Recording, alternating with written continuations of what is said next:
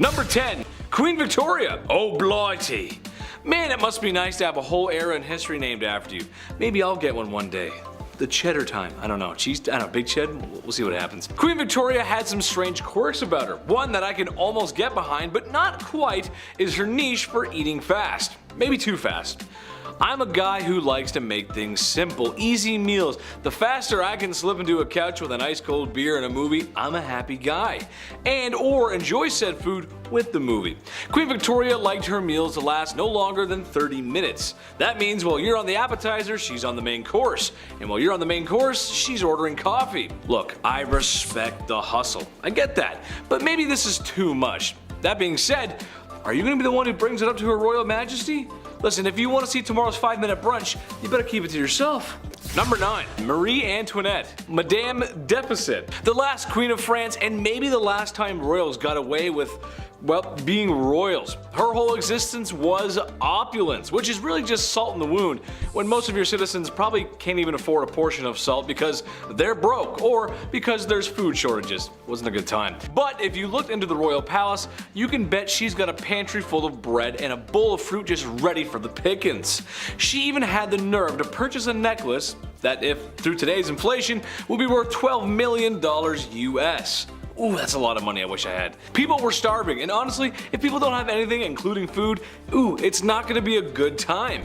Imagine a whole country acting up because they haven't had their Snickers yet. Well, that ended up sparking a revolution. Very confusing, and in all that confusion, both the king and queen lost their heads. Wasn't good. Number 8. Cleopatra. Don't we all miss Elizabeth Taylor? I know I do. Sometimes, I wish I was her. She's just beautiful.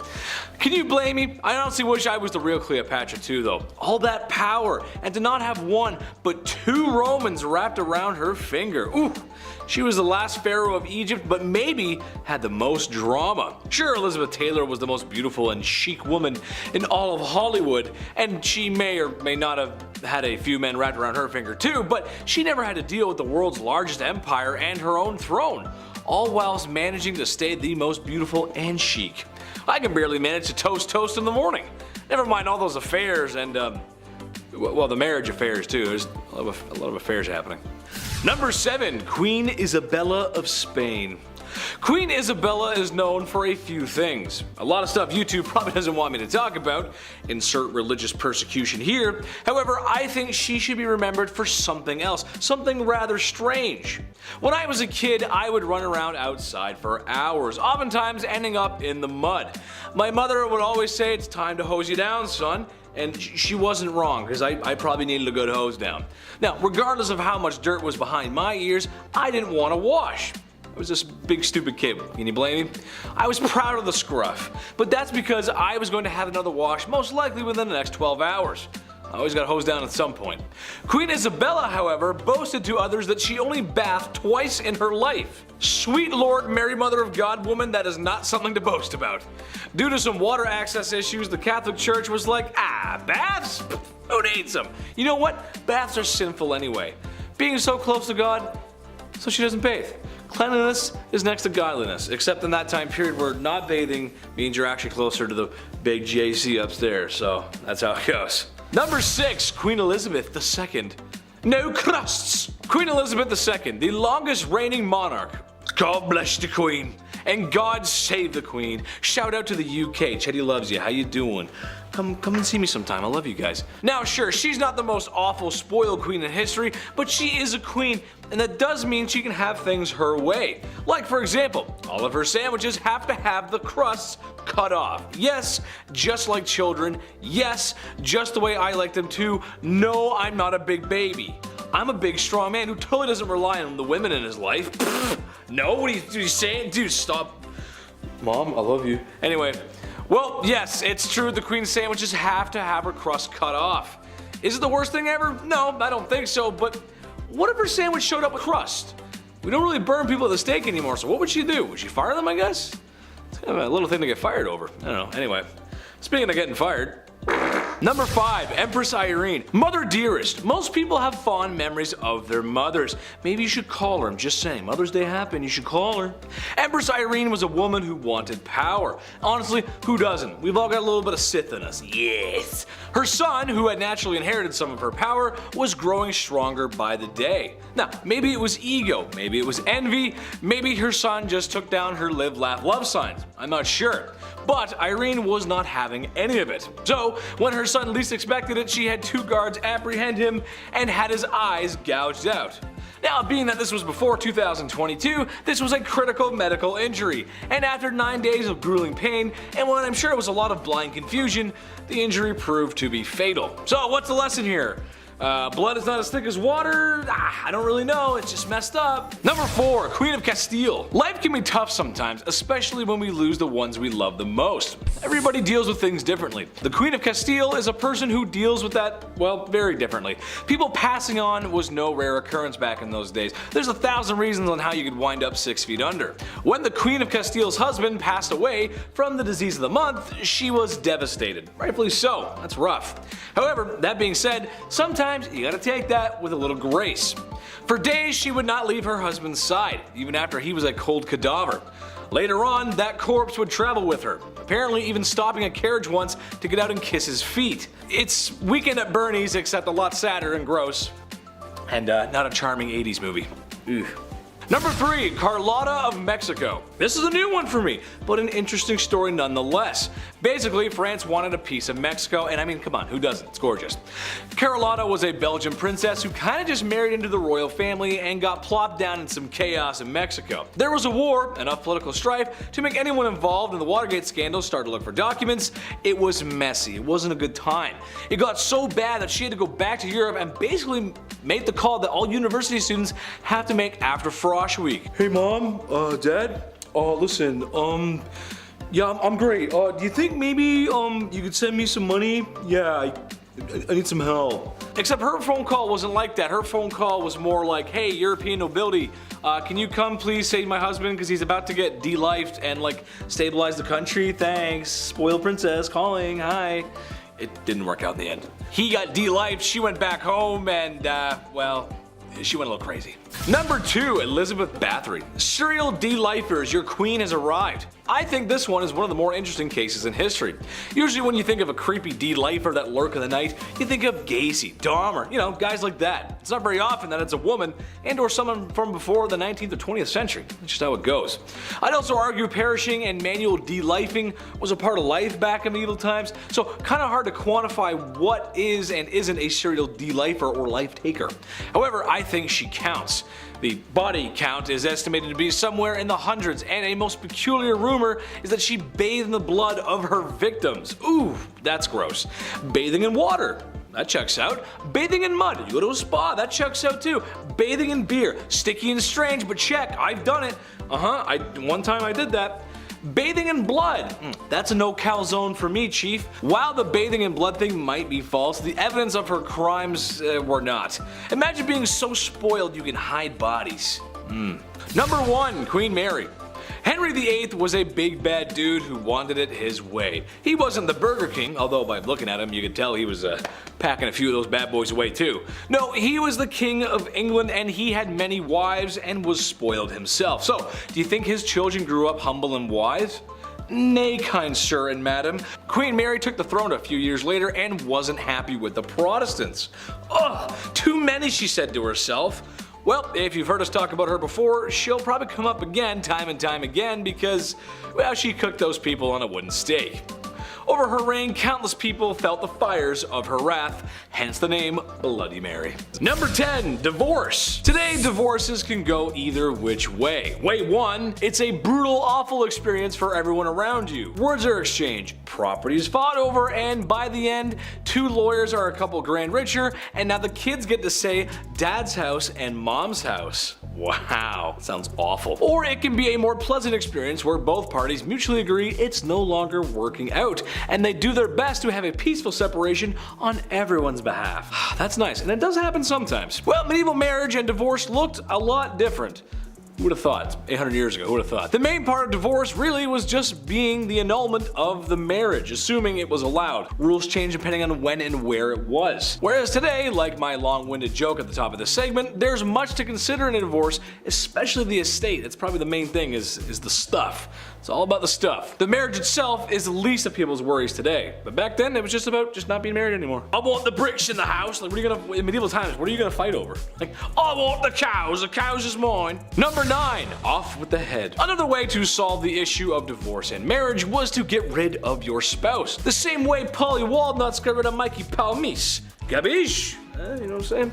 Most famously, King Henry VIII dispatched a few of his wives as the church really gave him no other way out of the marriages he found himself in. So, you know, off with the head. However, I think it's important to note that King Henry wasn't the only bloated throne sitter to have his wives dealt with soprano style. Things weren't exactly fair for women back then, or at all. Least of all, the law. It didn't have everyone's best interest and justice in mind, especially women, so there was a good chance that if the king didn't like you, you were gone.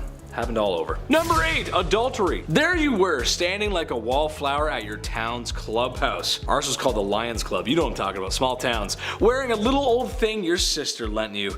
Cowboy boots clatter as the music gets quieter. Then a handsome young man wearing jeans all over took you by the hand. Oh, romantic. You've been together ever since. I'm sure I literally just nailed that for some people. That's pretty much how they're married now. Except now he's not as charming. Now he's got a beer gut and he farts in his sleep.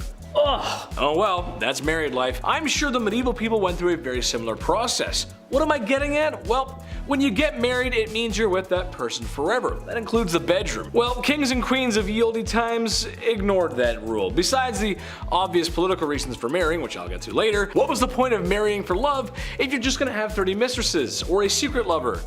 I would list the kings and queens who partook in this, but it would simply be easier to list those that didn't partake in that. You know what I mean though? What's the point? What's the whole point of doing it if you're just gonna, yes, we'll love you together forever, and then, how you doing? It just doesn't make any sense. Number 7, soldier on trial. Things weren't all bad for ladies back in medieval times. Sometimes they were given the benefit of the doubt, like in medieval France for example, where if a woman did desire a divorce, there was a non-violent way to get one. She and her husband would meet in front of a group for proceedings regarding their marital prowess in the bedroom. Of course, why else would I be talking about it? Meaning she had to prove that he could not prove himself a man in the bedroom. Happens to a lot of guys. In a nutshell, that means a group of people would handle, grab, stare, and examine a man's gabagool, pichadillo, sausage, Woody the Woodpecker, the olive branch, the Edmund Fitzgerald, the ballpark hot dog, the ambassador, the trombone, the one-eyed Bob, and the heat-seeking trouser rocket. That's a good one. You guys get the point. It was a very embarrassing process, but if he couldn't produce results in front of prying eyes, then, well, that means she's leaving. Can you imagine that? Number 6, no Irish grandma. In society, we've decided that there are rules and laws, and rules that really just need to be followed in order to have an effective society, like no harming others or laws that help keep us safe.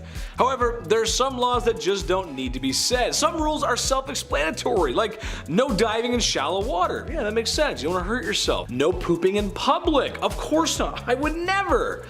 I promise. And you can't marry your nan. That's right, you can't marry your nan. Yes, that's right. A law from medieval Ireland hits us with a marriage law stating that no man shall marry the wife of his granddad. You see, that's when you didn't have to tell us. We knew that. I knew that. Everybody knew that. Marriage laws were changing at the time because of English rule, and a lot of other laws were changing too, but the close family nature of their marriages, well, things get a little confusing. It was just about the time. I'm not allowed to say I don't think, but it was that's what it was. So they were changing laws, but it was kind of gross. Ugh. Now I feel gross talking about it. Number 5. The bedroom handbook. Like previously said before, when you marry someone, it's for life. You learn to love, and you do the bedroom dance with that same person for the rest of your life. For some folks, this was their first time, and as we all know and remember, that can be awkward. Well, imagine if you had a booklet or an instruction manual on what to do when that time comes, like a Lego manual. Although sometimes even those can be a little confusing. I always have to count the pieces. I get it confused. Well, some churches back in the oldie times were doing such a thing. The Summe Confessorum, as it was known to be called. It detailed exactly on what days were allowed to make the devil's dance possible. By the time all the rules were read and followed, you were boiled down to a small window about once a week, or sometimes none at all. And especially not on Sundays. Ooh, you better not do that on Sunday, man. Ooh, that's the wrong time to do it. Never do it on Sunday. Number 4, Dragonborn? This is actually kind of cool. So in Viking and Norse weddings, there was a very unique tradition. We'll call it a tradition where the very handsome and brave groom would be tasked with a quest. Like something right out of Skyrim, actually. The groom was tasked with entering his family tomb and retrieving and/or placing a ceremonial blade that acknowledges him tying the knot. Now, is that as cool as fighting off drogers and emptying literally every urn you see in search of gold and amethyst? No, it's not. However, I can't recommend entering anyone's grave before the invention of modern medicine.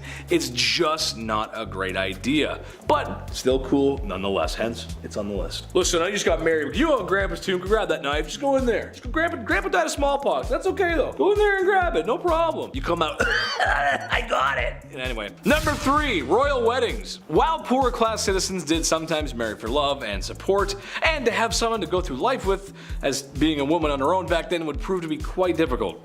Sometimes difficult more than it should have been. Medieval times set a very troubling precedent for those at the top. A lot of times, princes, princesses, kings, queens, and really anyone who held power or land were oftentimes married off to benefit that of a nation or a kingdom from which they came. In a nutshell, these marriages were political agreements, not holy matrimony, if you can call it that. Many times in history, nations swapped sons and daughters in order to save a little skin. Some marriages might go sour over time, but imagine one that you didn't want to be in from the start. Oof, and if you speak up, your whole kingdom might collapse.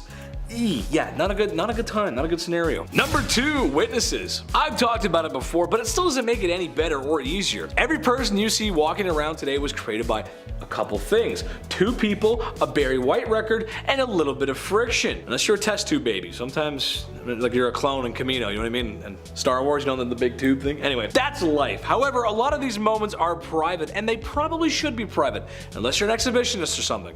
That's how you do things. Well, a lot of times for a marriage to become official, established members from your village or community would come and watch you consummate the marriage. Yes, that's right. Mom, dad, the bishop, heck, maybe even the gravedigger down the road because he's got an important job. My question is, what do you say when that's happening? Do you cheer? Do you laugh? Do you... Way to go, kid. That's my boy. What do you do? It's so gross and Close the door, Dad. Number 1, divorce by trial. My personal favorite on this list, divorce by trial or divorce by combat. Either or, same thing. It's exactly what it sounds like. What if divorce court had a little less paper signing and a little more club swinging? Sprinkle in a little bit of Hunger Games and bam boom, you got yourself a medieval divorce. It was a fight until you had to call Dompe the gravedigger. The wife had a sling and a stone, the man had a club and was stuck in a hole waist deep just to even the odds. May the better spouse win. Whoever was left alive afterwards got to be live free, and then now they were divorced because the other spouse was no longer breathing. Who would have thought? Who would have known? That's crazy. Number 10. How to Call the Queen to Dinner. On June 3rd, 2011, a documentary was released detailing exactly what it's like to work as a royal servant. It details the hardships faced by members of the staff, but one stood out to me in particular because of just how utterly pathetic it was. In the documentary, one former staff member recalled how he'd called the Queen to dinner by stating, "Your dinner's ready." Oh my goodness, how could he say that? Doesn't this loathsome worm know that the proper way to call baby for din-din is to clearly state, "Your Majesty, dinner is served"? Oh, and you'd better not forget their bib, lest baby make boom boom. But hey, the bay's probably worth it, right? Number 9. The pressure. As much as the royal family's existence is a complete sham, the power that is given to them by their adoring idiot public must reflect poorly on the nerves of the staff. Like it or not, which I don't, these losers are the face of an entire country, and so if you make a mistake while working for them, suddenly you've just spit in the country's face. There have been a number of instances where members of the staff have come forth with stories of what it's like to work for these middle-aged children, and every single time it's been embarrassing. Most of them are going to be sources of points on this list, but hey, you know, the pay's worth it, right? Number 8. No vacuums. One of the stranger rules that is inflicted on the staff is the demand that they do not use a vacuum cleaner until after 10 a.m. This means that when cleaning the entirety of that oversized eyesore of a palace, it must be done by sweeping until everyone is ready for their ears to withstand the atrocious assault made by such horrid machinery. Have you ever actually swept a floor in your life? Do you know how long that takes? And in a house of that size? Well, there's being polite, but come on. Well, I mean, come on. At least the pay's worth it, right? Number 7, catering to their whims. These are slightly less defined, but it's generally well known that every single member of the royal family has their own peculiar quirks. As a result, every single royal aide must memorize the exact needs of a family member and conduct themselves accordingly. This has been famously catalogued in Margaret's human ashtrays, people who accompanied her solely to ensure that she did not have to think about where she was ashing her cigarette. Better remember which exact fruits these people like at which exact state of rottenness and temperature, or you're out of a job. And yes, this also includes the dogs. There's a butler for the dogs. But hey, at least the pay is worth it, right? Number 6.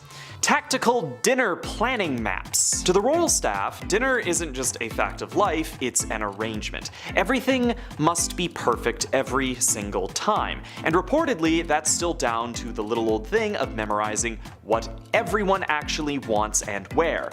As a result, there are supposedly literal maps that are printed out that must be followed to a T for every single dinner, or I presume someone will throw a temper tantrum. But hey, at least the pay is worth it, right? Number 5. Walking rules. I don't even know. The hits just don't stop coming with these weirdos. Okay, it's a staff rule to never walk down the center of any corridor because it might wear down the material. This is something that the staff is required to do. I love it. Not only that, but whenever the ruler is in any room, if they're standing, you're standing. You can only sit when they sit. This goes for everyone. Why? Why does this matter? What have these people actually done to deserve this respect? The pay's absolutely worth it, right? Number 4, food. I cannot imagine cooking for the royal family. I think I would actually rather just die. Apparently, anything that could even potentially cause food poisoning just cannot be on the menu, so no shellfish, basically nothing from the ocean. This doesn't just go for the royals either, as former chef Darren McGrady described his role pertained to ensuring that the diets of the Queen's dogs were as healthy as possible. Not only that, but he apparently was even responsible for selecting the carrots the Queen would feed her horses based on length. Because if it was too short, the horse could nip her finger and give Her Majesty an ouchie. Ooh. But hey, at least the pay is worth it, right? Number 3, don't be seen or heard. Despite being the only things that are allowing these psychos' lives to run properly, the expectation levied on the royal servants is simply that they just must be invisible. Think about everything I just mentioned. Now, think about how you have to do all of this without being seen or heard. No complaining, or they might start to think that you don't like your job. Of course, if you hear them say anything, and you will, you better not remember it or you'll be a traitor to the country. And then you could sell their secrets to the press and make thousands, but you really wouldn't want to do that because, I mean, think about how much money you're already making with this good job that you have. Right? Number 2, dealing with King Tampon. Not even the hardest thing to write on this list by a long shot. Yeah, King Charles has been reported to be an absolute nightmare to work for during his career. One report claimed that when he lost a cufflink in the bathroom, he supposedly smashed a sink to pieces in his quest to find it again. Another report claims that he demands his post-hunting snack be soft-boiled eggs, but since hunting trips are, difficult to plan exact times around, the staff will make eggs every 3 minutes during the half hour that he's generally expected to return and just throw out the ones that have gotten too cold. If you don't believe me, look at the footage of Chuck gesturing for the aide to move stuff off of his desk. Look at how pathetic this man is. Really sear it into your brain exactly how worthless of a human being he is. Now call him the king, you peasant. But hey, the pay's good, right? Number 1, the pay. You knew where this was going, but you probably didn't know exactly how much. The average royal servant makes around £1,800 annually. That translates to roughly 20,000 United States dollars and 27,000 Canadian dollars. Way below living wage. I have actually, and I am not being hyperbolic here, I have worked dishwashing jobs in downtown restaurants that have paid far better salaries than this. I know they get to live on the premise. I know they get free meals, and I don't care. Selling your life away to live for the whims of a bunch of incestuous old rich white people in the world's most opulent retirement home is one thing, but selling it for cheap is too much. The work and training that these staff members have to go through is insanely rigorous. They are living other people's lives as a profession, and they are being paid what is absolutely next to nothing. I don't care how many cute little handouts Meghan Markle gave her assistant or whatever. This is inhuman, and it is just disgusting. Number 10, King Edward VIII. Directly after his father died in 1936, King Edward VIII took the throne, right? That's pretty normal. But the tides quickly turned when, less than a year later, he renounced his position. Now, this was of course a huge scandal right off the bat. This is not something that's taken lightly in the royal family. Turns out the woman responsible for stealing his heart was that of Wallis Simpson, America's socialite who had already been divorced once before and was at this point working through her second divorce. So you can only imagine how everybody reacted at that point, right? Oh, how dare she? His proposal to Simpson, of course, caused social and political backlash. The Church of England wasn't so chill with Edward marrying someone who had already been divorced. Yeah, they're not really okay with that. So Edward was forced to abdicate. Yeah, he had to, right, for love. Edward and Simpson then tied the knot in 1937, and they stayed together until Edward's death much later in 1972. Sliding into royal DMs right off the hop. Okay, we're in for a treat. Number 9, dark predictions. Of course, in recent years, the royal family has seen a change that many didn't really expect. When Harry and Meghan chose to renounce their royalty status, speculation began that this could be the beginning of the end for the monarchy. People only fueled their fire with questions, and also, somebody may have called it. Yeah, Nostradamus, he may have predicted this entire event. One of his predictions literally reads, "At the end of the war, the great powers change. Near the coast are born 3 beautiful children. They will ruin the town when they come of age, they will change the kingdom, and they will not see it grow anymore." Now, Harry is only one of 2 children, so I'm not sure if the, quote was talking about him and his siblings, or if it has more to do so with some other royal family members, but either way, there's some people who take Nostradamus' words very, very seriously out there, so I had to include it. Maybe there's something there, I don't know, maybe there's something we haven't quite breaking down yet. That's why we need National Treasure 3, maybe this is the plot. Number 8, King Henry II. While we're on the topic of him, could Nostradamus have actually predicted the death of King Henry II? Because if he did, that's pretty curious, I'd say. Never used the word curious in my life, but I'm like, you know what, that's curious. King Henry II was actually a personal acquaintance of the prophet himself. That'd be kind of cool, being friends with Nostradamus. I'd be like, hey, how does Game of Thrones end?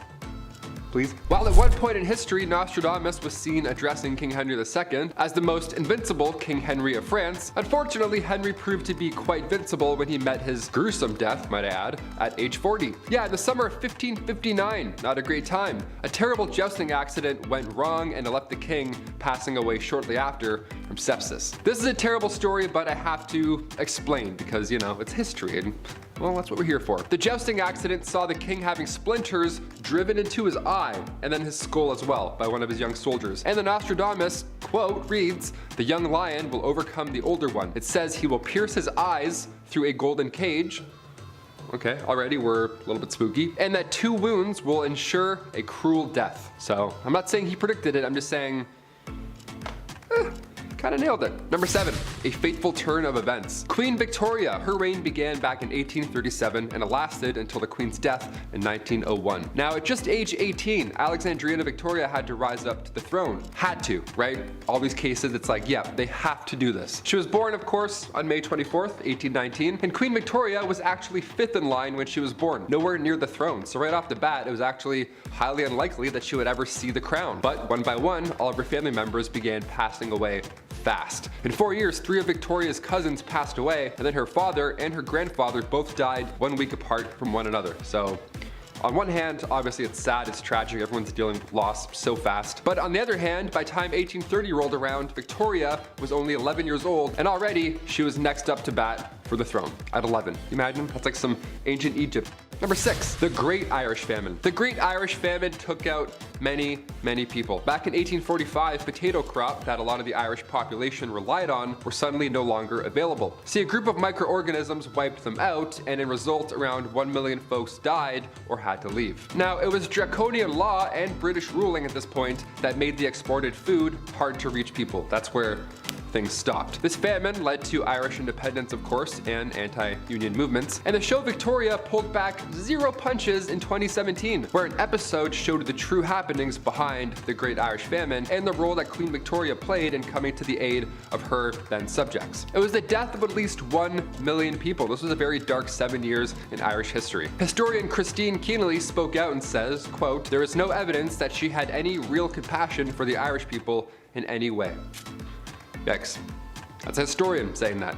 That's how you know. Number 5, Meghan Markle, solo strut. Okay, back in May 2018, we all set our alarms, we woke up early, and we all watched the royal wedding, right? We sipped our tea in our pajamas and we pretended like we were there, right? Just watching, along with the other billions of people online. Prince Harry and Meghan Markle, his new Duchess. At the historic wedding, Thomas Markle was just a no-show. Yeah, Meghan just walked down that aisle by herself in front of 1 billion people, watching at home or streaming it, and it was thought at the time that this was because of Thomas's health. See, right before the wedding, Thomas suffered a heart attack, right? Just days before, so of course nobody was upset. It was almost expected for him not to show up. But cut to a year later, we began talking again. Thomas and the Duchess are now not close, it seems. Thomas even spoke out against his own daughter at one point. There was a huge scandal where Meghan even spoke to Oprah, like Oprah and that big tell-all, and Meghan actually said to her father, "If you tell me the truth about working with paparazzi, we can help." And he wasn't able to do that, and for me, has really resonated, especially now as a mother, end quote. So yeah, they're not talking, I guess, anymore, which more than fair. If my dad was working with the paparazzi, showing them private letters,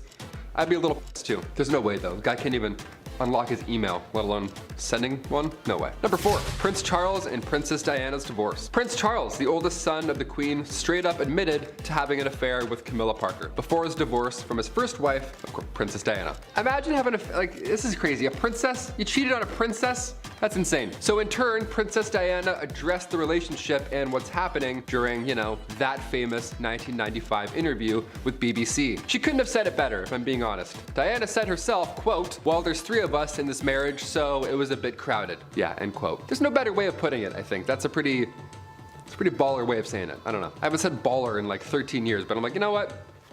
That's a baller move. It's pretty gangster. Diana also said she was in love with riding instructor Major James Hewitt during her marriage to Charles, so everybody was busy looking at their directions, it seems. Diana and Charles divorced in 1996, only 1 year before her tragic car accident. Now later in 2005, Charles ended up marrying Camilla. Has anyone seen Spencer?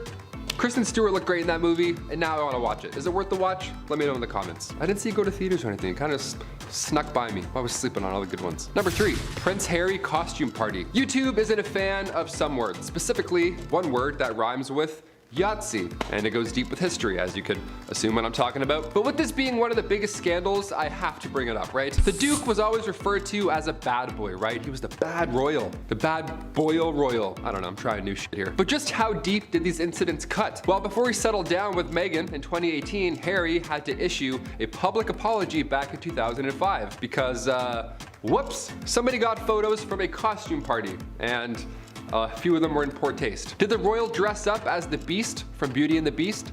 No, he did not. Did he dress up like a witch? Like a little witch, maybe with a nice witch broom? No, none of that either. No, photos leaked of him wearing World War II German soldier gear. Yeah, I can't say too much, but it was even equipped with an armband, a very bad armband. Again, I can't say too much, nor will YouTube allow us to show too much, but you understand what I'm trying to say. You remember. It was poor taste. He could have dressed up in any way he wanted. He's a literal prince. And he does this?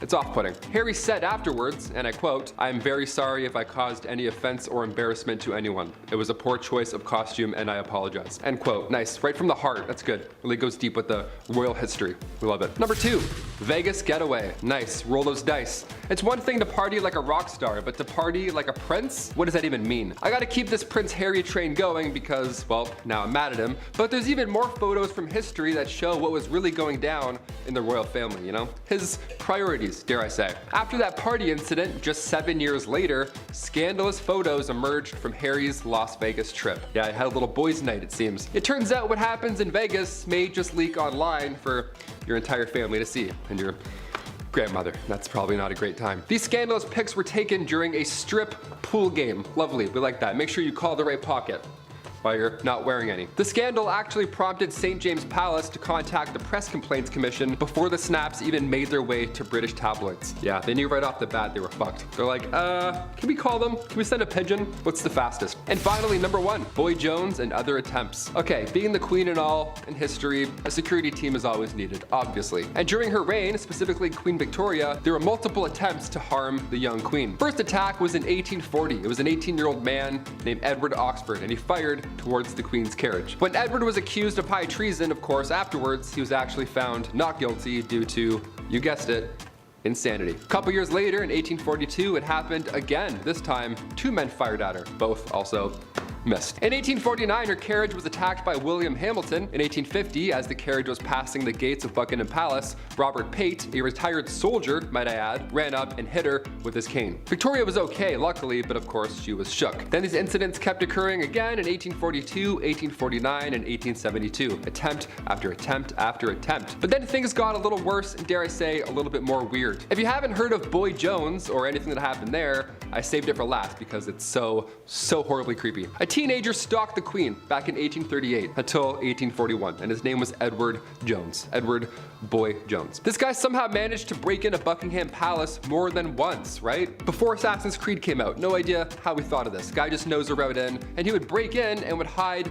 under the queen's sofa. That was his go-to spot. Or he would sometimes just sit on her throne. And one of the worst things ever, sometimes he would go through her drawers. He would go through the queen's drawers. That's so gross. What? Like that's gross. He would steal her clothes until eventually and thankfully he got caught. Kicking off the list at number 10, Princess Urraca. Princess Urraca of Zamora. This first one, honestly, it feels like a Game of Thrones episode. When King Ferdinand I, aka Ferdinand the Great, aka El Magno, finally met his fate back in 1065, he split his kingdom up into 5 parts, equally for all of his 5 children.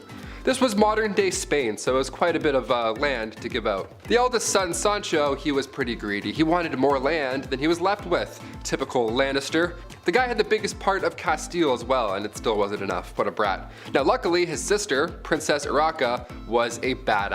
She stood up to her brother. She's the Arya Stark of the family. She's like, you know what? Nah, knock it off, pal. How does that sound? The princess sent in some hired help. Yeah, he was disguised as a negotiator, but really this guy was Ezio Auditore. This guy was from Assassin's Creed, the musical. He had a different agenda, you know what I'm saying? And just like that, the brother was no longer an issue. Yeah, how nuts is that? Families can get wild sometimes. Everybody's got that one aunt, no doubt, but this is some next level drama right here.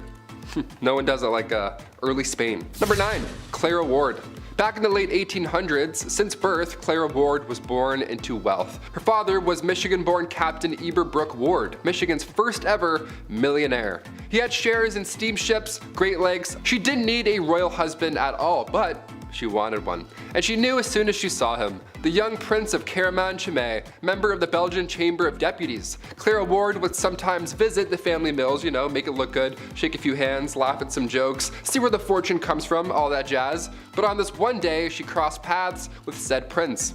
And it was love at first sight. He was there for trade, but when he left, he brought back a wife. And the common folk were not having it. Nope, they were not on board. People were freaking out. A royal married a rich American girl? That's like 4 red flags right there. She was the talk of every town at this point. It didn't help that Clara was happy either. Yeah, how dare she?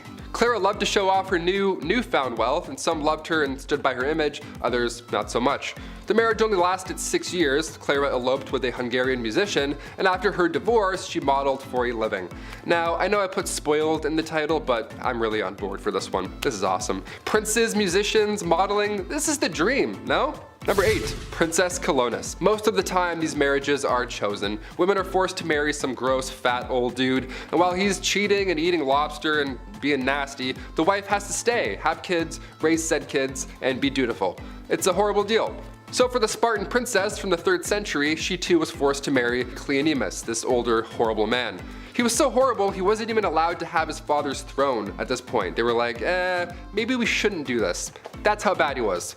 So Colonus thought, this guy sucks, the system sucks, I'm gonna go talk to the much more pleasant Architatus, son of King Arius I. So around 272 BC, both of these warriors, now both her lovers, they went to war. Colonus was ready to leave it all behind if her husband won. This really was the final standoff, and he could not win. He was horrible. Luckily, her husband did not succeed, but we also have a Princess Colonus to thank. Imagine she stayed in this horrible relationship and just didn't say anything or didn't fight back. It would have been bad for everybody involved, not just her or her family. Number 7, Princess Margaret. This next princess partied with rock stars during the 60s. Yeah, might ring a bell. The Queen's younger sister was known as the Rebel Princess. Like in Star Wars, I guess. She was the talk of the town for years. Scandal central, my friends. God forbid a royal had a good time with cool people in the 60s. She passed away in 2002, but we're still talking about her love life. For example, Pablo Picasso moved to California in 1955, and he said there's only one possible bride for him, the 24-year-old Princess Margaret. Also, yeah, Pablo Picasso is way more recent than all of you thought, guaranteed. She always had the spotlight. Her wedding was the first ever royal wedding to be aired on TV. That was May 6, 1960. And in 1968, word had spread that the princess had an affair with a nightclub pianist, Robin Douglas Home. And then come 1973, paparazzi got photos, proof of Margaret hooking up with a landscape gardener on her private island. Yeah, how dare she do things on a private island? Where did they even get these photos? Like through bushes? These guys are crazy. And one of the most unusual facts surrounding Princess Margaret was that she was cremated. Yeah, she had chosen to break tradition so that her ashes could be shared in the same tomb as her father. Yeah, all these acts historically are unusual. They're unheard of, to party that often, publicly, to break vows, and then even after death still break tradition. To that I say kudos. The woman lived her life the way she wanted to. This is a life lesson, my friends. Unusual acts when it comes to royalty, yeah, we'll talk about that and have a good time, but it's also fair to mention that Princess Margaret also supported more than 80 charity organizations in her lifetime. Yeah, we don't talk about that one though. Number 6, Queen Victoria. If I'm eating, don't acknowledge me as a human being. I sound like an animal when I eat. When I'm really diving in, like holidays, I'm not a human, I'm an eating machine. I don't waste any time, I love food, and if you're a queen and you can eat fast, well, everybody else has to eat at the same pace as you. How lovely is that? This began back in Queen Victoria's time. The queen loved to feast and she didn't waste any time at all. The way the royal family works is that when the queen is done, you're done. Doesn't matter where you are in your meal, if she just puts her cutlery down, everything is going, and then the next course will come in. You can even have one bite. You could be like, okay, here we go. And then it's gone, just like that. All because she could eat a lot of food in a short amount of time. Hurry up, slowpoke. Also, once the queen gave a toast, you couldn't even speak at that point. Yeah, just right down to business. Just eating food, that's it. This food would be taken away at lightning speed, so you better get what you wanted fast. You'd only have like 2 minutes, really. I would just put food in my pockets, like it's all you can eat sushi. That's what I'll do. I'll never leave sushi behind, no matter how full I am. Never. That's one rule, never break. I'll pocket the rest, always. I'll bring a coat with a lot of pockets. Save a few California rolls for the bus ride home, in case I get a second wind. Number 5, till death do us part. Funerals are pretty expensive, especially a royal one at that. It takes a lot of power to dig and then carry around these massive caskets, which back in the day was even more exhausting because, you know, we didn't have protein shakes or any food really. Joanna of Castile was born in 1479. Her marriage to the Duke of Austria was arranged, but she was very much in love during this time. When her husband finally met his fate in 1506 due to typhoid fever, Joanna would have his tomb unearthed over and over again and then reopened over and over because she wanted to make sure that he was still in there and that he was still dead. Now, of course, on one hand, yeah, I feel bad for the queen here. She was clearly not coping with his death very well, but like this, what a privilege, what a gross privilege this is. To have his tomb open and closed over and over again, she would make people carry around his casket everywhere she went. Sometimes she'd even keep it under her bed. That's creepy. See, ashes, I could understand. That's like a one-man job to carry those around, a little less odd, but a 1,000-pound royal coffin?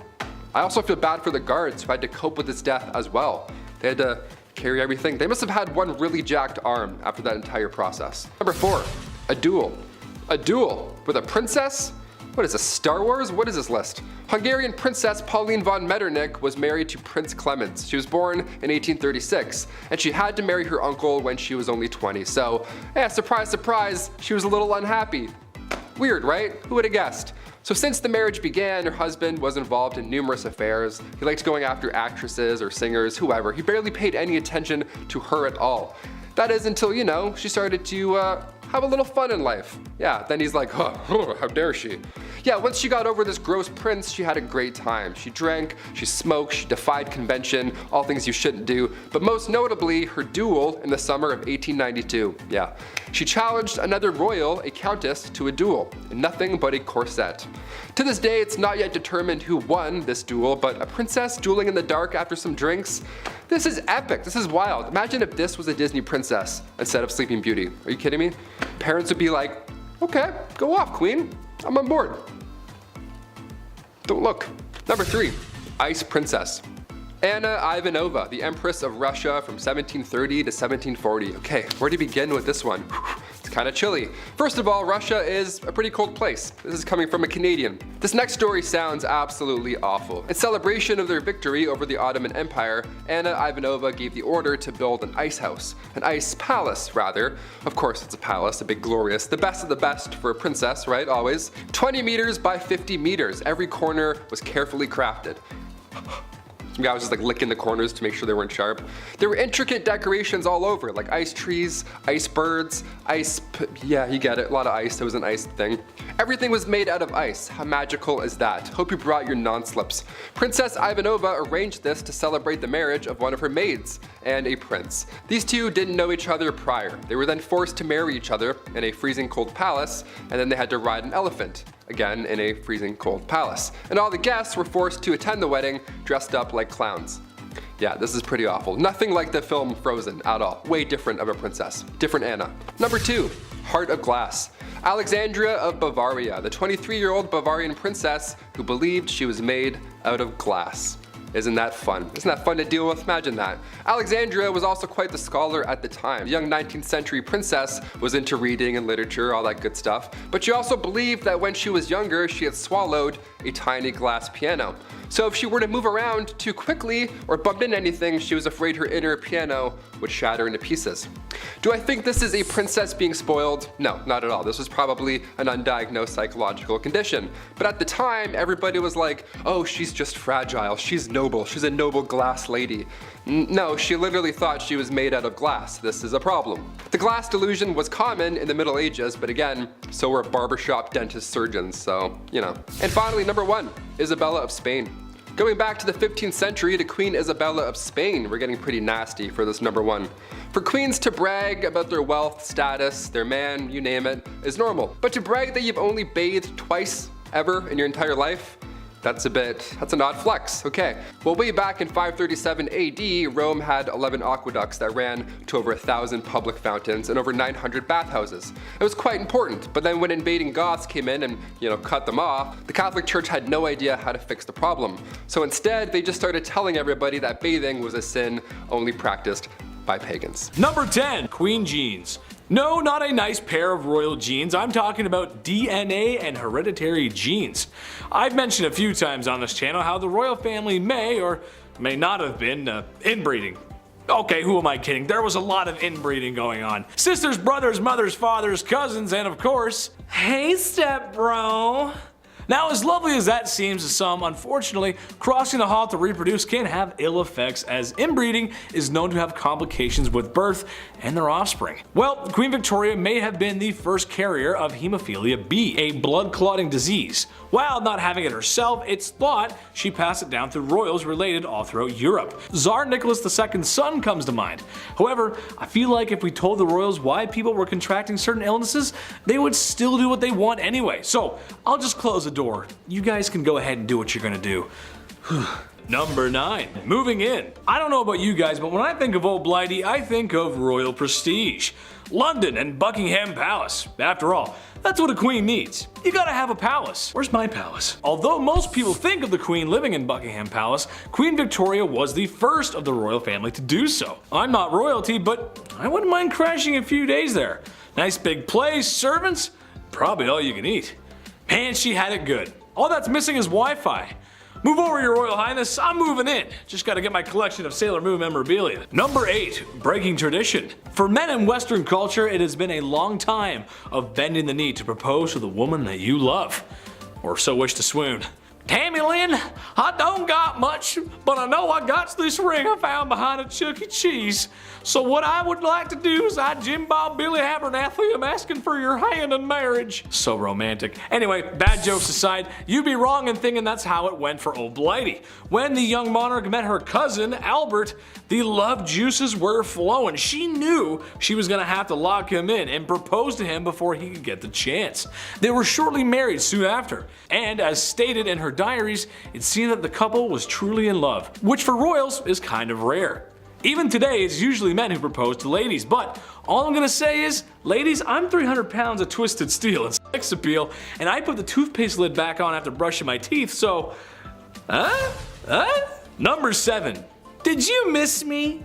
Queen Victoria was a leader. She held a lot of power, and that means people sometimes got a little crazy and wanted to remove her from such power. So for Queen Victoria, it should be no surprise however uncouth it was, but she had multiple assassination attempts on her life. A lot of which were people firing shots at her carriage for some reason with a pistol. And a lot of these attempts leading people to being declared insane. And one specific amateur who tried multiple times to end the royal and failed every time. 8 times to be specific. I feel like after the first 4 times when the guard saw this guy approach, it was like, oh, man, this guy again.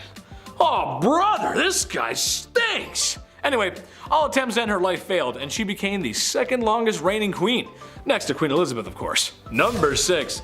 Oh, Christmas tree, oh, Christmas tree. I was honestly shooketh when I learned this, but you know that thing a lot of people do around the holiday season where they get a big green tree and they like decorate it because of the holiday called like Christmas? You might have heard of it.